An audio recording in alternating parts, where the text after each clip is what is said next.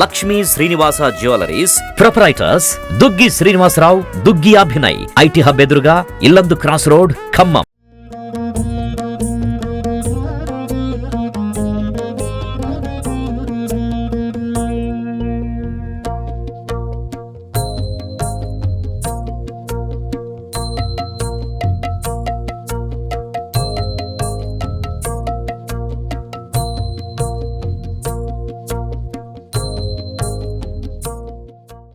స్వామి శరణమయ్యప్ప. ఈ ధర్మశాస్త్ర నూతన దేవాలయాన్ని ఈ యొక్క 10వ డివిజన్లోని బైపాస్ రోడ్ ప్రక్కన చైతన్య నగర్లో నూతనంగా నిర్మించుకోవడం జరుగుతుంది. ఈ యొక్క దేవాలయ నిర్మాణం 2022లో ప్రారంభింపబడి ఇప్పటికి ఇది పూర్తయింది. ఈ నెల మార్చి 16వ తారీఖు నాడు విగ్రహ ప్రతిష్ఠా కార్యక్రమం అయ్యప్ప, వినాయకుడు, నాగరాజు, సుబ్రహ్మణ్య స్వామి మరియు మాలికాపురత్తమ్మల విగ్రహ ప్రతిష్ఠ ఉంటుంది.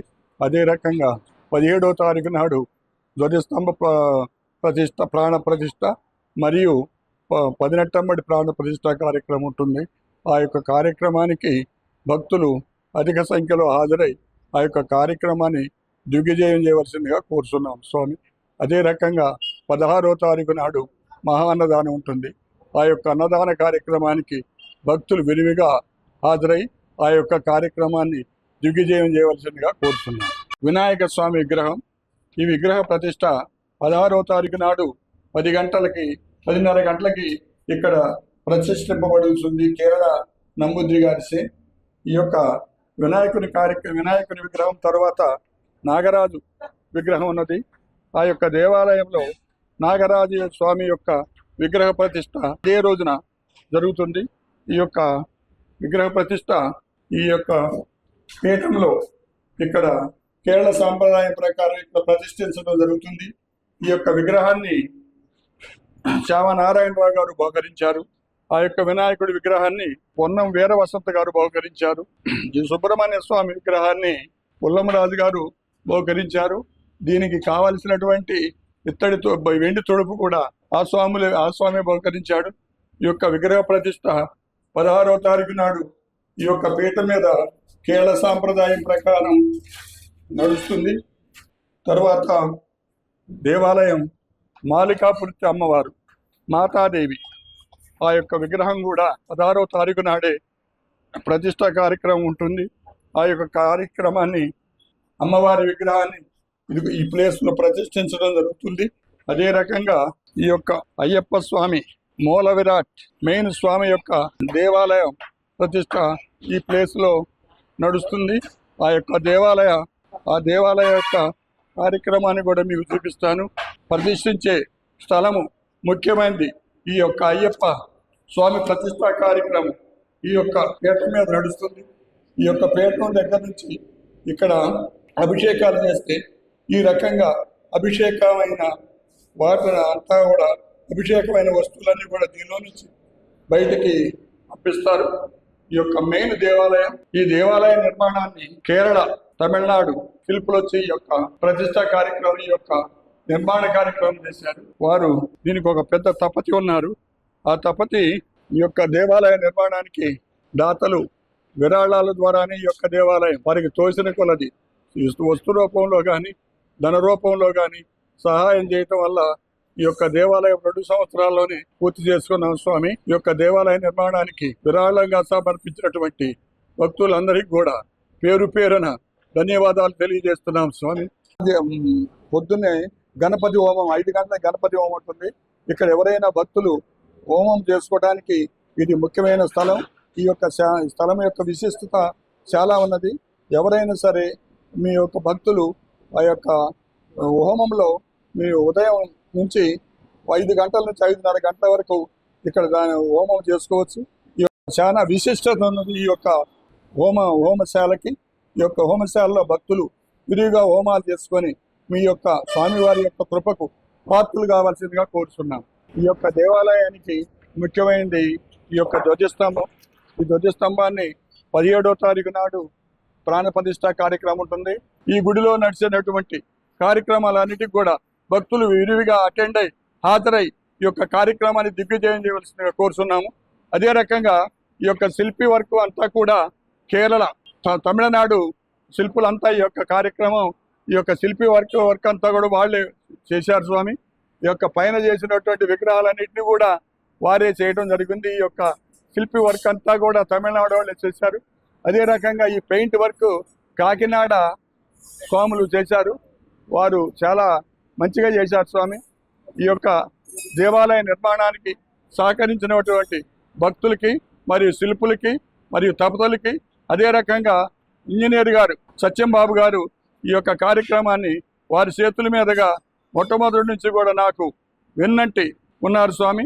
అదే రకంగా సర్పూడి నాగేశ్వరరావు గారు, అదే రకంగా అట్టూరి మధు గారు, అదే రకంగా వేజండ్ల రవీంద్ర గారు కూడా ఈ యొక్క కార్యక్రమాల్లో నాకు బాగా చేదోడు వాదోడుగా ఉండి ఈ యొక్క దేవాలయ నిర్మాణం పూర్తి కావడానికి వారందరి సహకారం కూడా, అందరితో పాటు అందరికన్నా ఎక్కువగా వీరి సహకారం ఉంది. అందులో ఎక్కువగా నాగేశ్వరరావు గారి సహకారం నాకు ఉన్నది. ఆ యొక్క సహకారం అందించినటువంటి అందరికీ పేరు పేరున ధన్యవాదాలు తెలియజేస్తున్నాం. ఈ ధర్మశాస్త్ర దేవాలయంలో ధ్వజస్తంభం కూడా చాలా ముఖ్యమైనది. స్వామివారికి ధ్వజస్తంభం ఉంటేనే ఈ యొక్క దేవాలయం ఒక ప్రత్యేకత ఉంటుంది. ఈ ధ్వజస్తంభాన్ని ఎక్కడి నుంచి తెచ్చాం?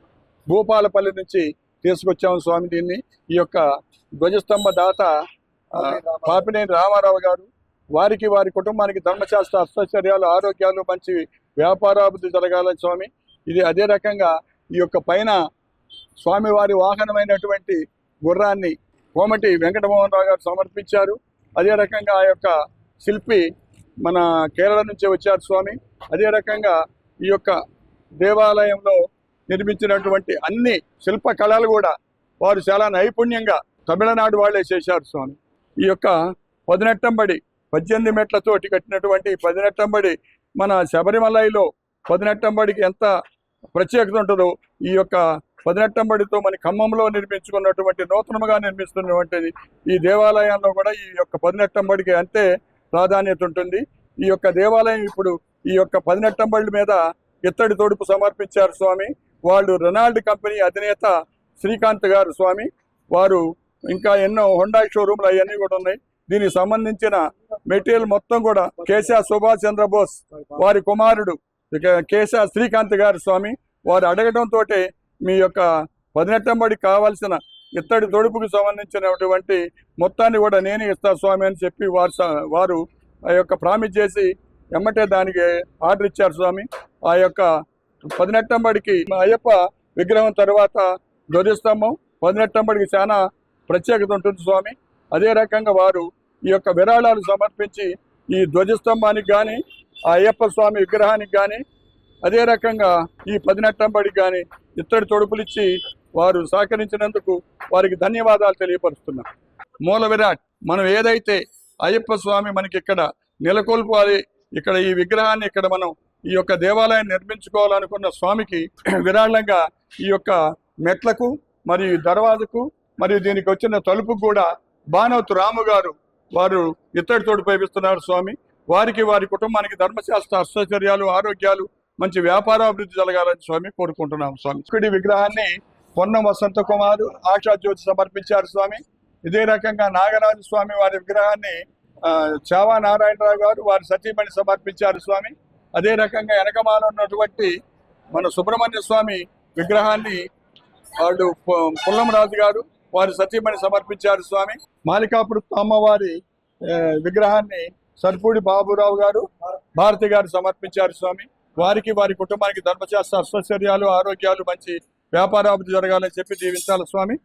ద్వారపాలకులు మరియు అక్కడ కడుపు స్వామి, కుడుపు స్వామిని కూడా అట్లూరి మధు గారు, కృష్ణవేణి గారు సమర్పించారు స్వామి. తర్వాత అదే రకంగా స్వామివారి యొక్క ఉత్సవ విగ్రహాన్ని, పంచలోక ఉత్సవ విగ్రహాన్ని కేరళ తయారు చేసుకొని మనకి పంపించారు స్వామి. అది అట్లూరి మణికంఠ రిషభద్ర గారు సమర్పించారు. వారికి వారి విద్యాభివృద్ధి మరియు ఉద్యోగాభివృద్ధి జరగాలని చెప్పి స్వామివారిని కోరుకున్నాం స్వామి. మెయిన్ ఈ గుడికి ముఖ్యమైనటువంటి నా పేరు మేకల హనుమంతరావు, ధర్మశాస్త్ర దేవాలయ చైర్మన్ని. ఈ యొక్క దేవాలయానికి కావలసినటువంటి మెయిన్ అయ్యప్ప స్వామి విగ్రహం, పంచలోక విగ్రహాన్ని నేనే సమర్పించడం జరిగింది స్వామి. నా పేరు మేకల హనుమంతరావు, మా మాత పేరు మేకల పుష్ప, మా కుమారుడి పేరు మేకల రవికుమార్, మా కోడలి పేరు మేకల ప్రతిమ, మరియు మా మనుమడు గంగాధర్ సాత్విక్, మా మనుమరాలు తన్వి. అదే రకంగా మా అల్లుడి గారు కోమటి వెంకటమోహన్ రావు, కోమటి శ్రీదేవి, జస్విత వీళ్ళందరూ కలిసి సమర్పించారు స్వామి. వారికి మంచి మేలు జరగాలని చెప్పి అయ్యప్పని ప్రార్థిస్తున్నాను.